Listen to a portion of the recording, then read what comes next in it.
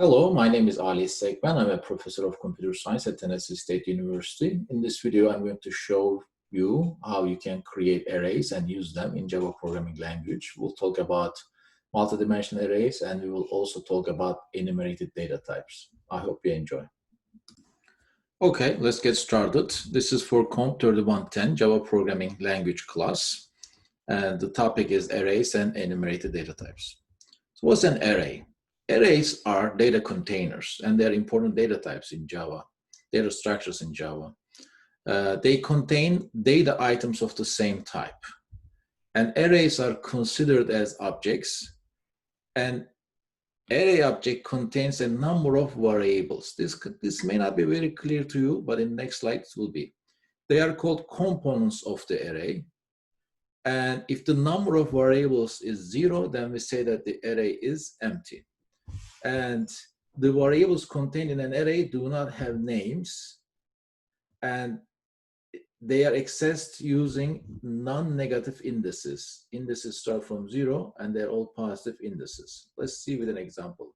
Here, X is an array that can hold 9 double numbers, and index starts from 0 all the way to 8. And these are the variables I'm talking about. For example, 23.2 is the value of the variable that can be accessed via the index, 0 in this case. Arrays are considered to be objects. If you recall, in order to create an object, we use a new keyword. New keyword is used to allocate memory space for the array, for an object. Similarly, we use a new keyword to create arrays. For example, here I'm creating an array called I. You see the square brackets, this is important. And the size of the array is 5. So, and then in this case, I'm creating an array with 2 different lines. The difference between them, in the first one, I create an array I. It points somewhere in the memory space in which I have 1, 2, 3, 4, and 5 cells or locations that can hold integers. In the second one, first, I create an array called I2, which points nowhere with this line. And then I points to a memory space in which we have an array of size 5 with this second line right there. Okay, so here is another visualization for the same purpose. We have an array of size 3. And the data type that the array is going to hold is int, integers. The first index points to the memory space in which we have 10. So here is the concept that I'm talking about. Array points to a memory space in which we have an array with 3 int components. So it points to a memory space right there in which we have 3 components. And the first component is 10. Second one is 15, and third one is 30. Okay, so this is the same thing. But the first time, this line is gonna make this array point to nowhere, which is null in this case. But when I go to the second line, now I use the new keyword. That means I'm gonna allocate memory space. From this point on, it is not going to point nowhere, but it's going to point somewhere in the memory in which I have space allocated for an array of size 3, and each element will be an integer. If an array contains primitive data types like int, double, and so on, its contents are initialized to the default values of the primitive data types. If an array contains objects, the contents of the array are initialized to null, okay? And whether an array is local or not, they are always initialized for us. If you recall, primitive variables of primitive data types are initialized only if they are instance or class variables. They are not initialized if they are local variables. However, for an array, the situation is different. The contents are always initialized. Let's see with an example. Here, I have a dummy class called food. This is just an empty class. And now I have array 1. So what happens here is array 1 points nowhere. It points null initially because I did not use the new keyword yet. And array 2 also points nowhere. Array 2 points null. And similarly, array 3 points null. And array 4 points null. Because I did not use any new keyword to create any one of those arrays. Array 1 holds primitive data type int. Array 2 holds primitive data type double. Array 3 holds objects of food class. Array 4 holds objects of what? Food class. And square brackets may be after the name or before the name. Okay. Now here, what do? I say array 1 new int 5. That means this point on, this one is not pointing null anymore. It points somewhere in the memory in which I have 5 components. Similarly, and each one is going to be initialized to 0. Why? Because default value is for int. Data type is what? 0. And then the second one, now, this will not point to null, but it will point what? Another memory space. Let's use different color. And in which I will have 3 cells. And since double is a primitive data type, each cell will be initialized to 0.0, 0.0, 0.0. Okay. And array 3 is going to be, array 3 is not going to point null anymore. It's going to point somewhere in the memory. And here, let's use this one. And I will have 3 cells. And if you pay attention, each cell will contain a food object. And the default value for objects will be what? Null. So this will be initialized to null, null, null. Similarly, array 4 used to point null. Now array 4 will point somewhere in the memory. Okay. And it will point somewhere in the memory in which I will have this time 4 spaces or 4 components, and each one will be initialized to null. Therefore, when I print array 1, 1, it's going to go to array 1, and the index 0, index 1, 2, 3, 4. So it's going to print what? 0. When I say array 2, 1, it's going to go to array 2. This is index 0, index 1, index 2. It will point 0.0. Similarly, it will print null, and it will print null right there. Here you go. Okay, let's see this example. Now, I do have array 1, but I did not use new keyword yet. I have array 2. I use a new keyword. That means I allocated memory space for it. And then I have a method. This is a local array, as you see. This is also a local array. And we'll see. Now, I first create an object of my class test. Why? Because main is static, method is non-static. In order to call a non-static method from a static method, first I need to have an object of the class. And that's what I do, and I make a call to this method. So what happens at low level with this case? Let's talk about this a little bit.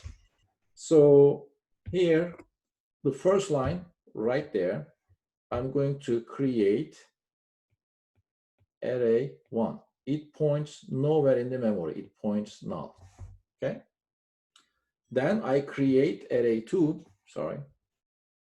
I create array 2. It points somewhere in the memory in which I have 10 components. Okay. Index from 0 all the way to 9. Then this is what I have, and I make a call to the method, and then I create a local array, which is called array 3. Array 3. Array 3 points nowhere because we did not have, well, it is not even nowhere. We have to be really careful here. We have to be really careful here. So look here. Let's start with array 4. Array 4 definitely is going to point, array 4 will point somewhere in the memory in which I will have 10 cells. No problem there. However, for local variables, if I'm not using new keyword, that means I did not allocate, I did not create any array yet. If I haven't created any array, it's not going to have, contents will not be initialized, whether local or not. So this one, since this is not local, it will be initialized to null, but this is local, it will not be initialized for you, just like primitive data types.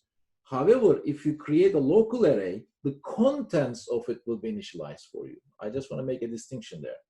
So when I say array 1, it's supposed to print null.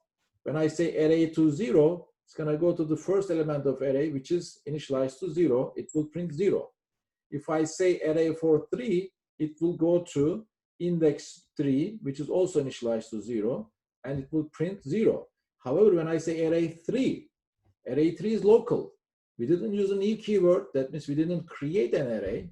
Therefore, local variables are not initialized for us.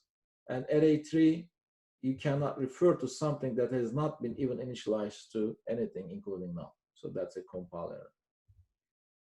You can do single declarations like this. I mean, with this one, that means what you do here is, with this one, you create an array S of size 3, and you create an array S2 of size 4. Like square brackets are after variables, okay? Pay attention to that. So this is okay. You can assign a null value to an array. That means array, you didn't allocate memory space, this points nowhere. However, this is not allowed. You have to define a size. If you use a new keyword, you have to use the size. So you cannot create an empty array by using blank index. You have to specify the index. In Java, everything is passed by value, as we expressed before when we discussed methods. However, we need to be very, very careful. Let's look at this example. Here, I have my main method. I have method 1. I have method 2. Method 1 takes an entire array as input. Method 2 takes an integer as input. So let's go ahead and start with this line right there. So A points somewhere in the memory in which we have 4 cells, and each cell is initialized to 0 because int is primitive data type. And then I have B. B is already a primitive data type, which is initialized to 0. Okay? So when I say print A0 is 0 and B is 0. So this line right here, is going to print, oh, here it is, 0 and 0. Okay? Then I make a call to method 1 and I pass entire array as input. Okay? So what happens here is that this will pass as I here. That means I will be a copy of A. However, if you recall, for objects, A is nothing but the memory address. A holds the memory address of this memory space. So I will hold the same memory address as A points to. In other words, in this case, both I and A will point exactly to the same memory space because A holds a memory address and I holds exactly the same memory address, a copy of it. So both of them will point to the same memory space.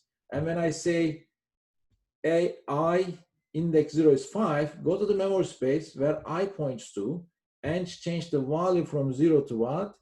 5. So this cell will hold 5. And am I done with method 1? Yes. In that case, this will be gone. So A points to a memory space where first index, the component that the first index points to will be 5. Then here, I make a call to method 2 with B. In this case, B will be passed right there. Well, Java is going to create a copy of B, and it's going to be called what? I. So I will hold exactly the same thing as B and I. So I have B and I exactly the same. Then I make a call to, and I change the value of I to from 0 to 20. So now I is 20, but I'm done with method 2. That means this will be all gone. So here, when I print A0, it's going to print 5. And when I print B, it's going to print 0. So I hope you get this one. Arrays are passed by value. However, arrays hold the memory address. And when you pass by value, you create a copy with the same memory address. Okay, so this is a little long, but it's a very easy example. So let's review. I have method 1, which takes an entire array as input. I have method 2, which takes an integer as input, which is a primitive data type. I have method 3, which takes an object as input. Object of what? Car class. Car is a dummy class. It doesn't have anything. It has only a data member called tire. So in this case, method 1, method 2, method 3. And these are non-static methods. As you see, main method is static. In order to be able to call method 1, method 2, method 3 from main method, I first create an object of what? Test class. Then I can make a call, and the name is a test, and a test dot method 1, a test dot method 2, a test and method 3. Okay, that's the whole purpose of creating that object. So I'm going to go ahead and start. So I'm going to start with this line right there. I am creating a variable called a, and it is initialized to 70. And then I go to second line. I'm creating an array called x. That means x points somewhere in the memory. Okay. And I have 5 components here, and each one will be initialized to 0 for me. Okay. And then I create an object of car class. In this case, a car points somewhere in the memory, and it has only one data member called tire, and tire is equal to what? 100. I hope you're with me so far. So when I say print A, it's going to print 70. When I say print x1, okay, so let me write here. Let's say this will print 70. X1 is clearly, this is x0, x1, x2, x3, x4, and this is 0. So it's going to print here, this one will be 0, and x2 is also what? 0. So 70, 0, 0. And then when I say a car.tire, go to the memory space where a tire points to, a car points to, and get value of tire, which is 100. So this will print 100. So we will see 70, 0, 0, and then 100. Okay. Then here's what's happening. I'm passing the entire array as input to what? Method 1. Okay, no problem. So x will be passed here. X holds the memory address for which we allocated space. It holds the address of the array. Actually, X is an array that points to a memory space in which we allocated space for it. So now A will have exactly the same address. For example, I'm just making it up. If X is A-E-8-B hexadecimal number, then A will be, A will be exactly the same thing, A-E-8-B. Both of them are the same hexadecimal number. That is the address of the memory location. Therefore, in this case, A will point all the way the same memory space as X. And here I say A010, go to the memory space where A points to and change the first component to 10, second to 20. So that's what I'm going to do. I'm going to change the first one to 10, second one is to 20. And how about the third one? Third one will be the A1 plus A2. So this is A1 is 20, A2 is 0, 20 plus 0 is what? 20. So this will be also what? 20. Now, am I done with method 1? Yes, that means this will be gone. Okay. All right, that's good. Now I'm going to make a call to method 2 with A. Okay, no problem. So here I make a call to this one. I already had an A, which was 70. Now I'm going to create another A, which will be copy of the original A, which is 70. So I have two A's. One is on the top, as you see right there, and on here. And this one says A is equal to A times A. Well, A, which A? This A or that A? Obviously, this copy A. And this will change to 4900 because A times A, 70 times 7 is 4900. And as soon as I'm done with method 2, boom, this is also gone from the memory. And the last one is I'm going to make a call to method 3 with a car, no problem here. Again, a car holds the memory address for this memory space. OBJ will hold exactly the same memory address. In other words, OBJ will point the same memory space as a car. Now, when I say obj.tire is 50, go to the memory space where a car points to and change tire from 100 to what? 50. So this will change to 50. Am I done with method 3? Yes. In that case, this is also gone. So what is left here? As you see, I am left right there. I am left with this, and I am left with this. So now when it says again here, print A is what? 70. So it's going to print here 70. When it says print x1, go to the memory space where x points to, get index 1, which is 20, as you see here, and get index 2, which is also 20. So this will be 20, this will be 20. And then at car.tire will be what? 50 in this case. So when we run, oops, sorry.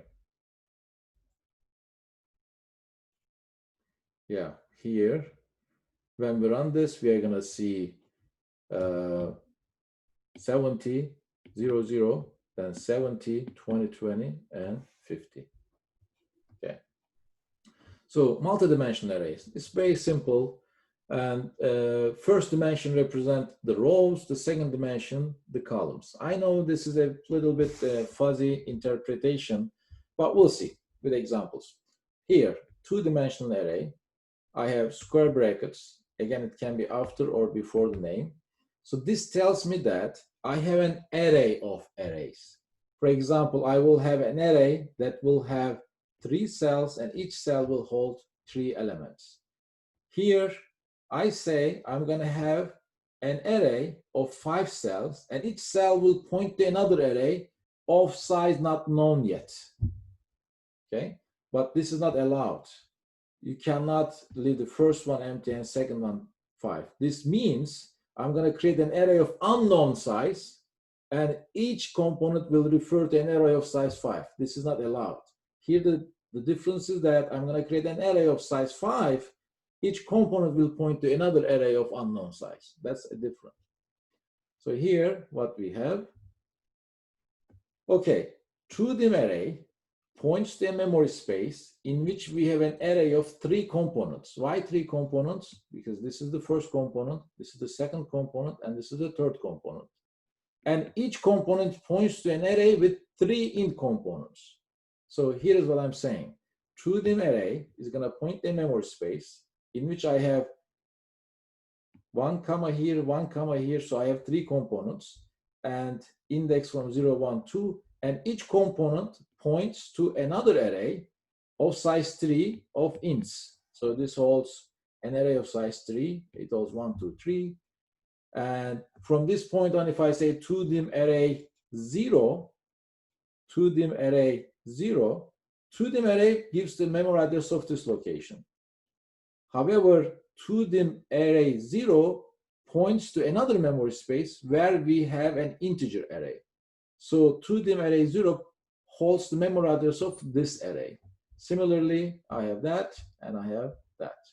Okay. So two-dim array is a multi-dimensional array. It holds 3 components, and each component points to another array of size 3 in this case.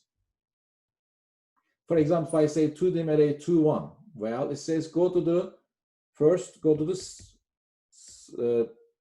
index 2, wherever it points to, go to the index 1. So it's going to get what?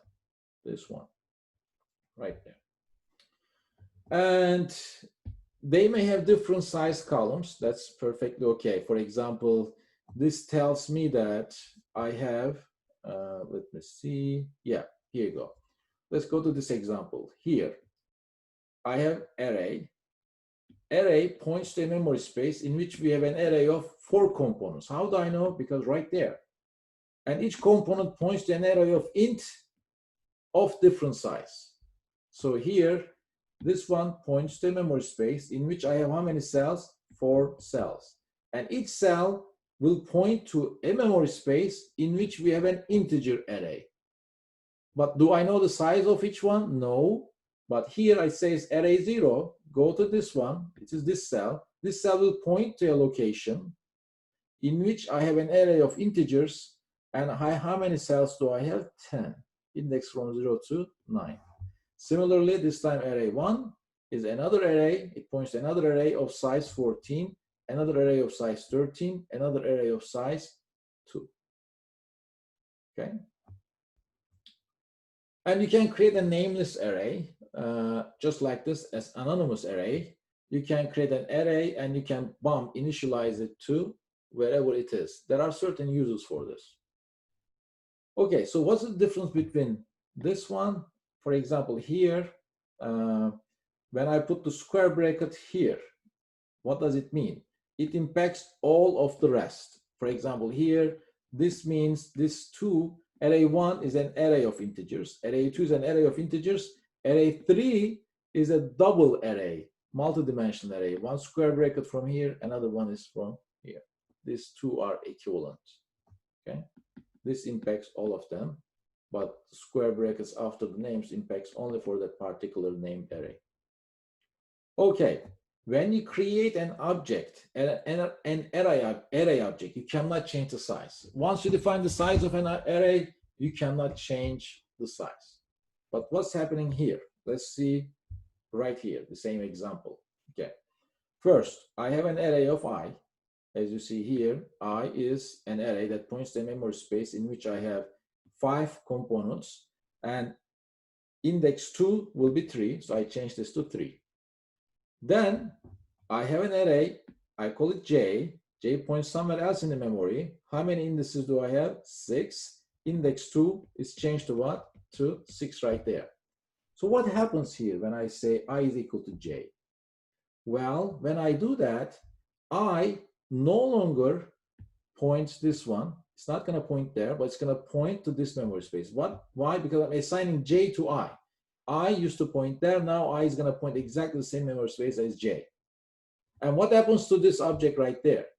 It is marked for garbage collection. That means no one can access to this object right there. And if there is no way, that object should be what? Deleted from the memory. Okay. Therefore, it's going to be marked for garbage collection. And whenever Java virtual machine is available, it will be deleted from the memory completely. Okay. So here, when I say I2, it says go to the memory space where I points to, go to the index 2 and get the value and print it. Okay.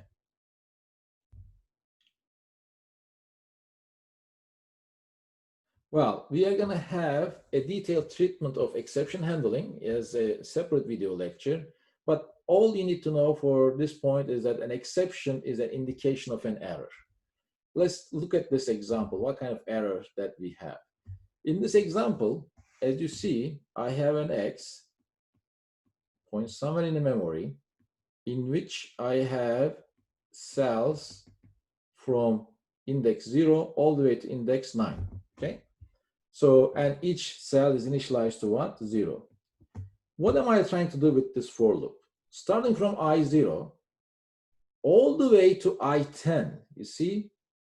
For example, it starts from I0, it says that X0 is 1, then X1 is 2, X3 is 4, and so on. It all the way goes to X10 is equal to 11. Well, we have a problem here. Why? Because I have an array that has size 10. Now with this line right here, I am trying to access to the 11th component of the array, which does not exist, right? So therefore, you're going to get an array index out of bounds exception. That means there is an error. It will compile, because compile time is different than runtime. Compile time checks the syntax. Syntax is fine. Compile time Java didn't run the program yet, so it doesn't know that I'm trying to get the element that doesn't exist. But when you run it, Java is going to throw an exception. That means Java will not be able to run this program. Okay, so which ones are correct? Let's see. Can I define an array like that? No way. Can I define an array like this? No, I have to define at least one. Can I have it like that? Yes, I can have an array of size 5, and each component points to another array of unknown size. Can I have it like that? No, because I have to define the first dimension of array, definitely. How about this one? I mean, can I move the square brackets from 1 to, that's fine. And this is also fine, okay? So x3 is fine, x5 and x6 are fine. Okay, how about this one? Well, what's going on here? Let's see. I am creating an array, two-dimensional array, right? So this is what I'm doing. Let me see if I have it. Okay, I am creating an array I that has two components in it. The first one points to an array of size 3, and the second one points what? Null. So from this point on, if I say I square bracket 0, it points to this array. When I say I square bracket 1, it points what? Null. So now I'm going to go and say I0, 0. Go to I0, get the first index, which is 5. So this will be what? 5. It will print 5. Then this will be 10, and this will be what? 15. So it will print 5, 10, 15. Then I say go to I1 and get the first element. Well, I1 points nowhere. Therefore, there is no first element there. And you get an exception, null pointer exception. Okay, again, it compiles. Compile time, Java did not run it, so it doesn't know what I have in the memory. But in runtime, Java now says that, hey, I'm sorry, I cannot go to memory space that does not exist at all. Okay, how about this example? This is one-dimensional array. This is perfect, okay. One-dimensional array, okay. Square brackets can be there. This is okay.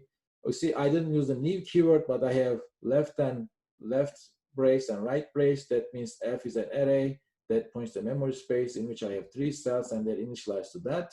Well, this is interesting. You may not have seen this before, but this is also okay. You cannot create an array just like this, only like this. This is not allowed, but you can have it, and then you can have left and right braces, and you can immediately initialize the array there. That's also okay. But this is not okay. I mean, you cannot define, unfortunately, this is not okay. You see, you would expect that this is not okay, this is okay, but it's opposite, okay? So this is not okay. Here, this is okay. You define a two-dimensional array, which has 2 cells, and each one points to, this means I3 points somewhere in the memory in which I have 2 cells, and each cell points to another memory space, just like this. And the first one is 1, 2, 3. The other one is 4, 5, 6. Okay. And how about this? This is an error. You must have this left and right braces and closing. This is okay. You can have the first dimension determined, but this is not okay if the second dimension, this is, let's see, this is not okay. Sorry. I don't know why I said okay there. Okay, arrays can be final as regular objects. Well, if array is defined final, that means you cannot make it point to another memory space. Okay, let's see what I mean by that. Here, I create an array of integers. So that means x points somewhere in the memory space. I have 3 components, and each one is initialized to 0. Okay. And here I explicitly say x0 is 4. this is perfectly okay. When I say array is final, I don't mean that the contents cannot be changed. The contents can be changed. And this will change to what? Right here to 4, no problem. And then when I say print, it's going to print 4. Then I say x0 is 8, this is going to change to what? 8. When I say printed, it will print what? 8. The problem is right here, because with this one I say, hey, X, I don't want you to point this memory space anymore. I want you to point a brand new memory space in which I have 4 cells. But since this is final, I cannot make X point to another memory space. So that's going to be a compile error right there. If this was not final, that will be perfectly okay.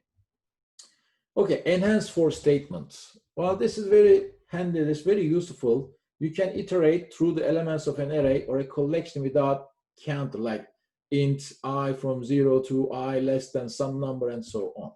So here, the trick is that the parameters has 2 parts. For example, let's see with an example. That's easier.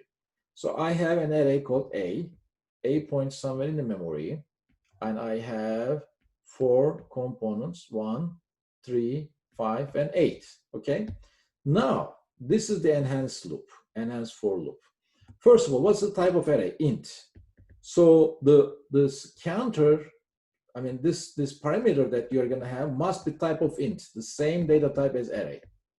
And then colon and the name of the array. What happens here is Java creates something called content, and this points the first memory space of the array. It is initialized to the first memory space of the array. What is the first memory space of the array? Which is 1. So it's going to print 1. And then it will automatically, it will iterate to the second, and it will print 3. And then it will iterate to 5, and it will iterate to 8. So it will print 1, 3, 5, 8. And once it is at the end of the array, that's it. It will no longer point anywhere, and you're going to be out of the for loop. Very simple concept. Let's look at this. I have an array. So here, array, somewhere in the memory again, 5 components, and each one is initialized to 0. Okay. Now I'm going to, the type of array is int. I have this one, and value, Java is going to create something called value. Value will first be pointing to the first component.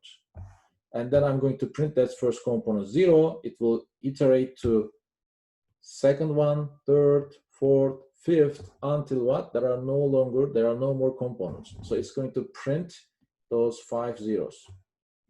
Then I make a call to method. Method takes an entire array as input, right? So that means this one will be passed right there.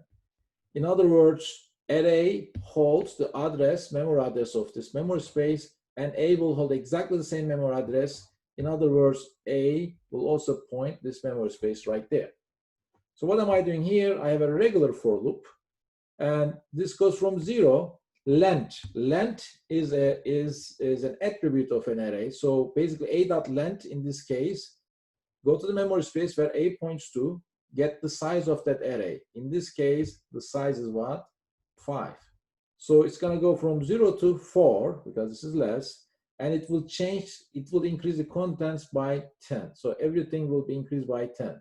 So this will be not 0, they will be 10, 10, 10, 10, and 10. Okay? Then when I'm done with method, when I'm done with this method, this connection right there will be gone. Okay? All right, then I come here and I have exactly the same as this one. As you see here, it's going to iterate through the elements. It's going to print 10 5 times. Okay. Here is another example. This is also pretty simple. They look complicated sometimes, but they're not. So A is an array that points somewhere in the memory. I have 2 cells. Why do I have 2 cells? Because I have 1 comma here. That means 1 cell until that comma and another cell after that comma. And the first cell will point to another memory space in which I have an array of integers 1, 2, 5. This points another memory space. I have an array of size 5, 3, 4, 5, 6, and what? 7. Okay? So, what am I doing here? Look, A0 here, this is 0, this is 1. That means this one is A0, and this one is A1. A0 is an array, A1 is an array. What is the Z type of A0? It's integers, and similarly A1 is also integers. So therefore, I have this enhanced for loop. I define something called value. Java is going to define something called value, and it will point to what? The first element of A0, and the first element of A0 is right there. So it's going to iterate through 1, 2, and 5. When I am done, it will print, this is tab, as you know, 1, 2, 5, and then I'm done, okay? And then it will go to the next line. This is print. It will go to the next line, and this time it's going to go and iterate with the same logic. It will iterate from the elements of array 1, and 3, 4, 5, 6, and 7. Okay, variable length argument list. This is an important concept, okay? And you can define a method with unspecified number of arguments. For example, if you're going to have a method called sum, and if you send 2 input arguments, it should add up those 2 input argument values. If you send 3, it should add up 3.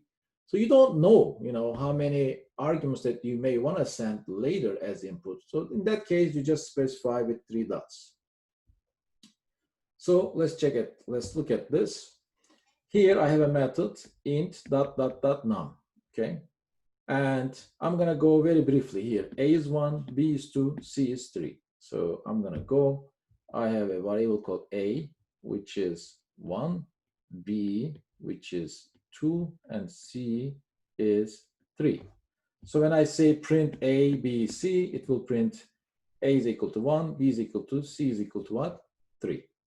Then look here. I'm making a call to method by sending 2 input arguments. What does Java do? Java creates an array called num, and that array holds only 2 values, A and B. It points somewhere in the memory space. I have 2 cells, and it will initialize it to A and B. A is 1, B is 2, okay? So then I define something called sum. Sum is 0. And this iterates through the elements of the array of num.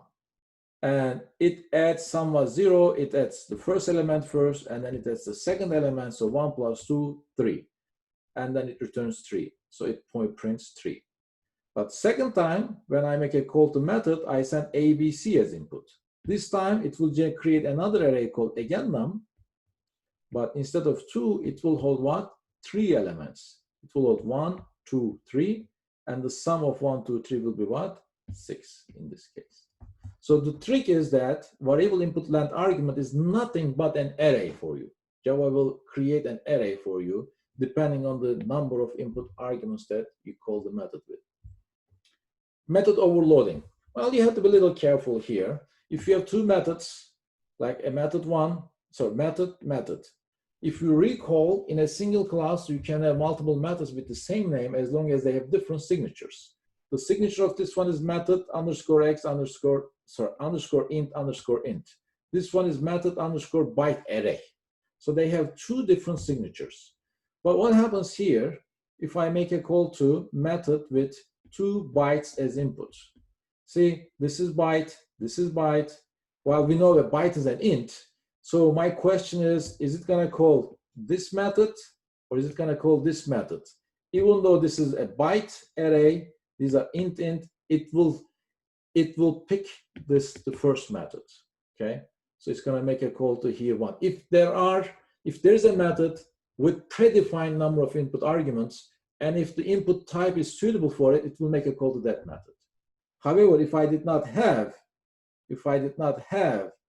this method here at all, it would have called this method right there. Okay, so now it's time for us to understand why do we have a string array as input for the main method? So far, this is the name. We know that it's void because it doesn't return anything. We know why it is static. We explained that before. We know that when we run test class, the main method is the entry point, and it should be able to call the main method without needing an object of test class. So therefore, it was static. We know why it is public. But now, what is this string array? Okay, so this program simply makes a call. I mean, it prints the length of the array. So here is how we compile our program. So far, we always ran our programs like that, without anything after that. However, you can have optional parameters when you run your program. And what Java does, Java goes and creates an array called, whatever you call it here, that array will be args. And it's an array of string, by the way, strings. So it will have, in this case, 1, 2, 3, 4. It will have 4 cells. And the first cell will have hello as string. The second one will have TSU as string. Third, comp. And the fourth one is 3110. Even though 3110 is a number, it will be still taken as what? String, okay? So when you run this program, args is going to point to a memory space in which I have this array. When I say args.length, it's going to print what? 4. So now it should be clear to you why we have this string array as input to the main method. How about if I call it this time like this? I call it with Java test hello TSU. Well, this time it's going to create an array called args, but it will have only what? 2 cells, and the first one will be hello, second one will be TSU. Therefore, the length is what? 2, as you see right there. Okay, how about this example? Now I have args, and as I just said, it's going to create an array called args. It will have, in this case, 4. The first one is hello, second is TSU, comp, and third one 10. So when if it prints length, it will print 4, args 0. Index starts from 0, right? I'm sorry, args 2. 0, 1, 2, 3. So what is index 2? Comp. So it will print comp. How about this one? What would be the output if the code is run as like this? This code. Let's check it. So what does Java do? Java is going to create an array called args, 4 cells. The first one will be string A, second one is string 1, string 2, string 3, okay? And what does this do? It goes from count 1, okay? You see, it's not from 0. It goes from 1 to length. Length is what? 4. So it's going to go from 1, 2, and 3. 1, 2, and 3. And it will print them. So this is index 0, index 1, 2, 3. So it will print 1, 2, and 3. Okay. Wait a second. Let's see. There is something here in this code. There is something. This must be, count must be 0. There is a mistake right there. If it prints A, 1, 2, 3, it must be from what? 0. Oh, no. Sorry. If you notice, it is this one. So this was wrong. I apologize for that. Args is an array of, I apologize for this mistake. The first one is hello, then A, then 1, then 2, then 3. So therefore index 0, 1, 2, 3, 4. So the length is not 4, length is 5. And it will go from 1 to 1, 2, 3, and 4. Therefore, we see what? A, 1, 2, 3. Again, I apologize. Okay, how about this example? This is a little tricky. We have array. Where does this point to? Did I use new keyword? No, so it should point null. Now, when I try to find the first element of the array, of course, it doesn't exist. So your program is going to throw an exception, okay? So it will say null pointer exception because array 0 does not exist. This is static block. Static block is always executed when the class is loaded. This may not be typical, you may not have seen this before, but you may have a static block prior, you may have a static block anywhere in your class. So as soon as the class is loaded into the memory by Java Virtual Machine, boom, the static block will be run. So in this example, first we have an I, which is static. Static is always created immediately, 99.0. Then before the main method, it will run what? Static block. And I will be changed to what? 100. This will change to 100, and it's going to print 100 here. Then main method will be called. Okay. For example, here, first I is created, I is changed to 100, I is printed, then main method is called, and it prints hello. Okay, here is another example. First, I have array which points null with this line. But before the main method, if I did not have this static block, it will be what? An exception, because I don't have array 0. But since I have the static block, Java is going to go and allocate memory space for this array. Okay, it will have 4 components, and the first one will be 99. The rest are going to be 0.0, 0.0 is 99.9, 99.0. And then when it prints a 0, now we have a 0, 99. How about this one? This is obviously an error, right? Why?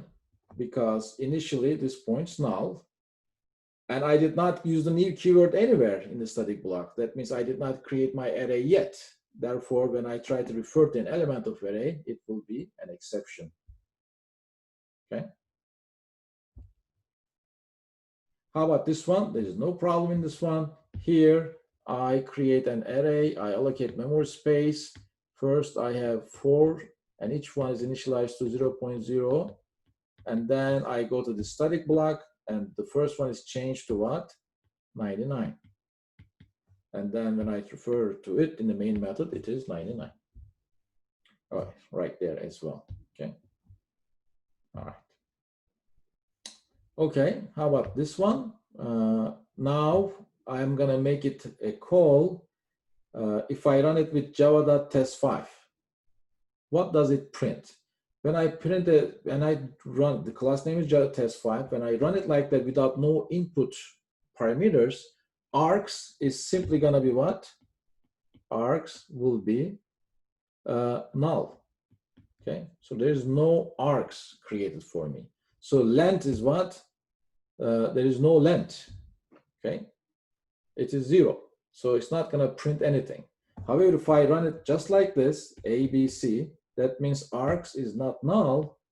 It is going to have A, B, C as strings.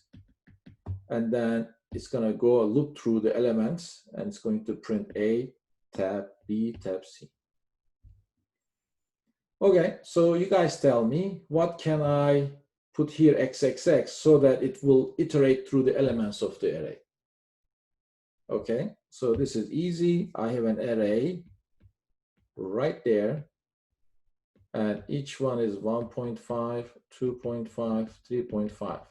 So I need to have the enhanced for loop. For enhanced for loop, I should have for, what is the type of R? It is double. So I should have a double, maybe called value, and then colon and the array.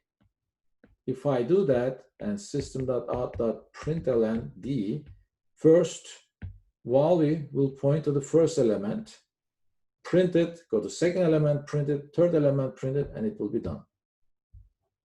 Okay, so the answer is just like what I showed right there. Okay, so this is a good example. I have a method right there which takes a variable input length argument. When I call it with 1, 2, 3, what does Java do? Java creates an array called D, and it has 1, 2, 3. Okay, So this D is 1, 2, 3, and it will iterate through the elements of that. It's going to print 1, 2, 3. And then an empty line. This time I'm making a call to this with 10 and 20. So this time, whenever I'm done with method call, this will be gone. Second time, Java is going to create another one called D. And this time it has only what? 10, 20. So this D is there. So it's going to iterate through that and it's going to print 10, 20. Okay. Well, I'm not going to go into details, but instead of enhanced for loop, as in the previous example, this enhanced for loop is beautiful, as you see, very simple. You could have just regular for loop. This will be exactly the same thing. It's a little longer, but it's exactly the same thing. Okay, enumerated data, enums. They are used to define a collection of constants. It may not be clear at the beginning, but as you use it, you're going to see how useful they are.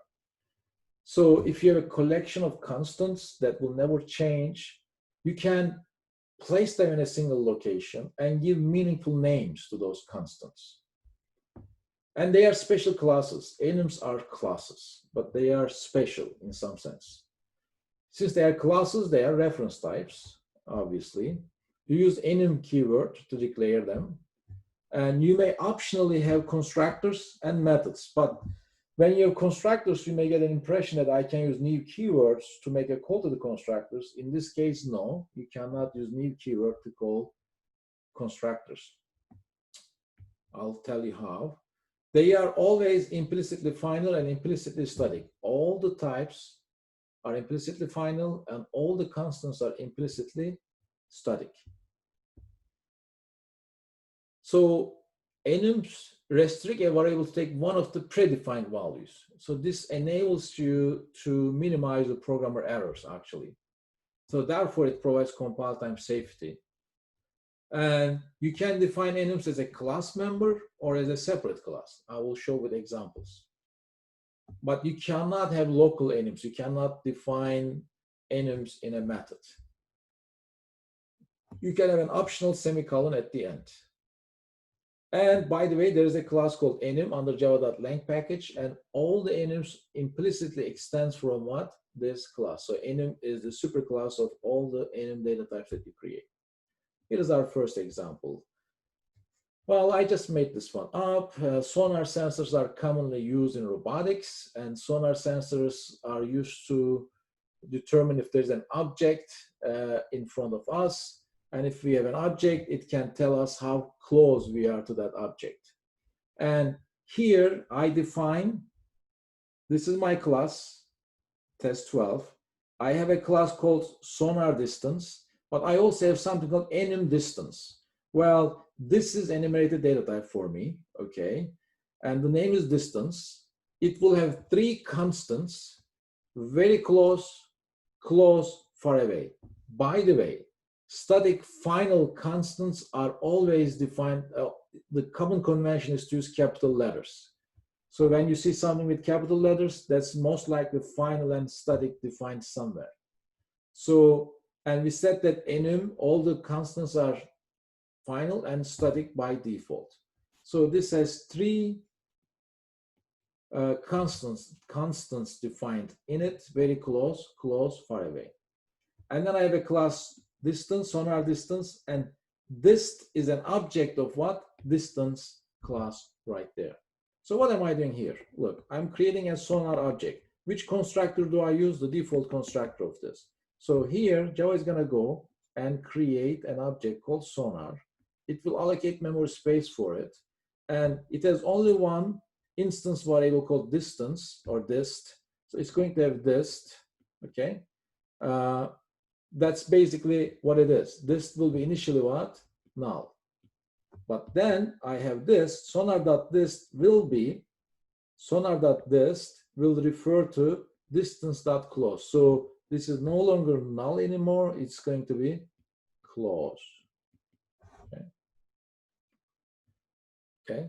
Remember, we said all the members are static. Static members can be called with class name, right? So class name dot static data member. That's perfectly okay.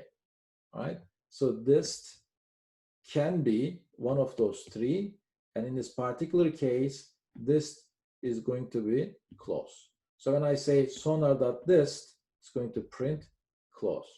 So when you compile this program, it generates 3 files for you. One is test12.class, the other one is sonar_distance.class, and also something called distance.class. Why? Because I have 3 different classes, 1, 2, 3, okay? So in this example, I use enum as a separate class. But in this one, I define enum inside where I define enum inside sonar_distance class. Therefore, I have test12.class, sonar_distance.class, but this guy is kind of inner class. We will discuss later. So Java is going to create a class file for you, but it will associate it to this class first. sonar_distance $distance.class. Everything is the same. In this case, I'm going to create an object called sonar. Okay. Sonar has something called dist as instance variable, and right here it will be set to close, but close is here, a member of distance. So I must say distance.close, but this guy also coming from this class, and I have to say class name sonar_distance.close. So therefore it will be printing close. Capital close. Okay. Okay. Well, in the previous, we didn't have this semicolon here. It's okay. You can put semicolon. It doesn't matter. You can have or you may not have. Okay. Now in this one, I define enum distance within class test. Okay. So first, can you tell me what will be created when I compile this program? It will create 2 files. One is what? test.class. The other one is test $distance.class file. Okay, just as an extra information. So here, I'm going to go to the main method. I define something called dist. It doesn't point anywhere yet. And then I have scanner object. I say enter distance. And whatever the user enters distance in inches, for example, this I will hold the distance, this I. Assume that I go and enter, let's say, 35. Then it will go here. Is this the case? No. Is this the case? Yes. Then dist will be equal to close. And it will print what? Close. Here's an example. It says enter distance, and I enter 99. Is this the case? No. Is this the case? No. So it's else, and it says this will be distance.far away, and it will print far away.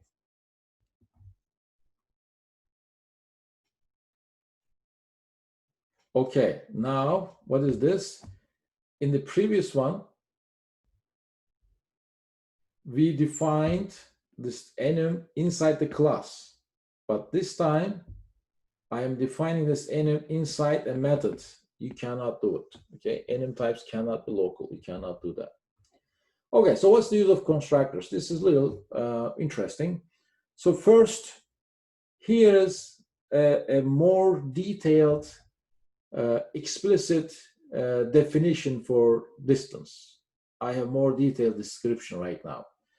Previously, I had very close, comma, far away, and Java was doing a lot of initialization for me. But now, I define very close, comma, parenthesis 30, close, parenthesis 80, far away, parenthesis 140. And then I have a constructor, as you see, distance, which takes inches as input. And by the way, the class has a data member called inches. So the input argument is assigned to this data member. And then I have a public method get inches, which returns the inch. So what happens here is that when I make this distance, okay, so dist is here. And I create a sonar object, obj. I have a sonar object, okay? The sonar object has dist, as you see here, okay? Right there, I created that. Let's see. And obj.dist is equal to distance.close. Obj.dist, which is this guy, is equal to distance.close. In this time, it's gonna go and here. And it's gonna make a call to constructor right there. It will send 30 as inches, okay? And then that means, sorry, it is close. So since it is close, not very close, it should be this one. It's gonna make a call, and inches is 80, and here this inches will be 80. So from this point on, when I say close, inches for this distance right there is gonna be 80, okay? So, okay, maybe I should be more clear with this. Hold on one second.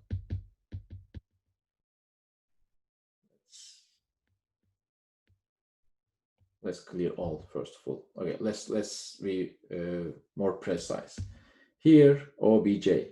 I have obj, and this has dist in it, right there. Then obj.dist point to a memory space, okay? And we have close. Close is here, and it will have a data member called inches, and it will be initialized to 80. I hope this is better now. Okay, then I create another object called obj2 here.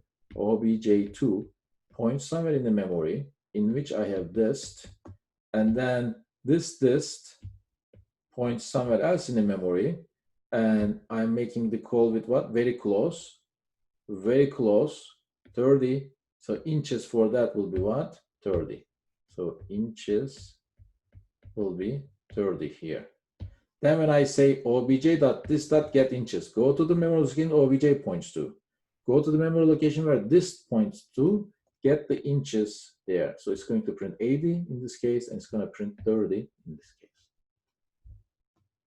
Okay. Well, you can have overloaded constructors, but you cannot invoke enum constructor directly. Constructors are automatically invoked for you, just like in the previous example. Here, this makes a call to the constructor automatically for you. This also, and so on, depending on how you call it. If you call like that, it's going to make a call to the constructor via that. Okay, so let's look at this. I have a class sonar, and then I have distance defined within the sonar class.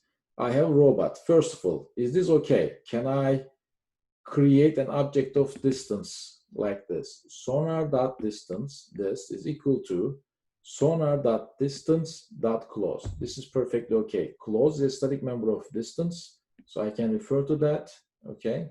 And I can refer to distance via sonar. This is not okay, this is not okay, this is not okay, because when you say close, Java doesn't know where it is. When you say distance.close, Java doesn't know where it is because it's encapsulated within sonar. And so it must be defined in what? This way. All right. By the way, the values method is important. And for example, here I have distance, very close, close, far away. And now I can have enhanced for loop. And when I say distance.values, Java is going to create an array for you. And the first element will be very close. Second will be close. Third will be far away. And then you can, X will point to the first one, it will print very close, then second one, close, and then third, far away. Okay. Well, you can place enum data types in packages, just like classes. For example, I'm going to place distance in a package called package1. And then I have robot4 class, which is in package 2. I import package 1.distance. This is okay. I can go ahead and import distance enum or class via package 1 name, and this will be perfectly okay. From this point on, I can say distance, this is equal to close. Or if you remember static import, we can import static members of a class. And I can say import static package 1, okay, dot distance dot star. When I do that, I import all the static members of what? Distance class. Okay, let's look at this here. Okay, I have distance dot close. This time I added a method. Okay, this one has a method. I mean, you can have methods, and then you have methods. What happens here is you are making a call to what? This method right there, and 100 is right there. Okay, and you first create an object via close. So that means close. If you recall, close is right there. So it's going to make a call to constructor right there. This is X, okay? So the data member dist will be 80. So this is 80. Now when I make a call to method with a 100, this is 80, this is 100, this will return 180, and it will print 180 right there. Well, switch, it's very interesting. Before we said that when you have switch, X must be either an integral type like int, byte, short character. It can be string, and it can be enum data type as well, okay? Just to remind you, assume that this is enumerated data type. I define sonar as an object of distance, or sonar as a reference to distance, and it points to what? It is initialized to close. Switch statement may have a variable of what? Or a reference of enum data type. So this will be fine. And then it will print very close. Well, this is close. Is this very close? No. Is it close? Yes, it will print close. Since I break, I'll be done. In this case, I have exactly the same thing, but this time I will have close. It will print close. But do I have a break? No. It will go and print far away, then break. It will be done. So until it sees a break, it will keep going. The same thing. It will print close. There's no break. It will print far away. There's no break. It will print not possible. How about this time? Well, okay. It will go here. It will print close. No break. It will go to default. It will keep going. I mean, there is default doesn't have to be the last thing. It will keep going, and it will say not possible, and then far away. How about here? This is close. Let's see. It's close. It will print close, and it will go and do far away. It will not go back, to the previous line. How about this one? Well, close. There is no close. So very close is not. It will go to default. It will print not possible, and there is no break. It will go and print far away. Okay. So this is all about arrays and enums, but I also added a couple of slides for you to just review the older concepts. And let's look at this method overloading. This is a method with with variable length input arguments. And we can have, for example, here, can I overload it like this? Yes, this is method with single double. Can I do this? Yes, method double doubles, because the signature of this is method underscore double. Signature of this is method, yes, the signature of this is method double double. So when I overload, these two are overloading. I'm overloading this methods. How about here? Now this is an error. Why? Because I already have a method underscore double, method underscore double. Now I cannot have two methods with the same name as they have the same signature in a single class. And here, let's see. From method overloading perspective, the same. Let's see here. Oh, okay. So it all depends on this question, how you look at it. If you're looking from overloading or overriding, and if you are looking one by one. Okay, I got confused. We need to look one by one here. Look at this and look at this, okay? So different signatures. So don't worry about those, okay? So let's look at this method and this method. So they have different signatures. That means that's method overloading. So that means robot class has two methods. One is right there, the other one is right there. So this is okay. And let's see, this one is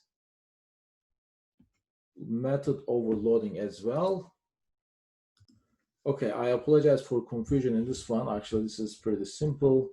When you look at these two, for example, proper overloading, when you look at these two, I mean, you cannot have overloading like that because the same signature. Similarly, this is the same signature, and this is the same signature, even though different return method.